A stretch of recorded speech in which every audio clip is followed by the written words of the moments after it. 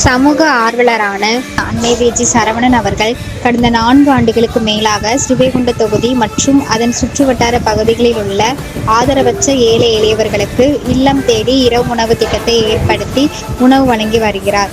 இந்நிலையில் தமிழக வெற்றிக் கழகத்தின் ஐம்பெரும் கொள்கை தலைவர்களுள் ஒருவரான சமூக ஆர்வலர் அஞ்சலை அம்மாளை கொள்கை தலைவராக அறிவித்ததன் ஈர்ப்பால் தமிழக வெற்றிக் கழகத்துடன் இணைந்து தமிழக வெற்றிக் கழகம் தலைவர் தளபதி விஜய் அவர்களின் ஆசையுடன் கழக பொதுச் செயலாளர் அண்ணன் புசி என். ஆனந்த் அவர்களின் வழிகாட்டுதலின்படியும் மதிய உணவு மற்றும் இரவு உணவு திட்டத்தை ஏற்படுத்தி உணவு வழங்கி வருகிறார்.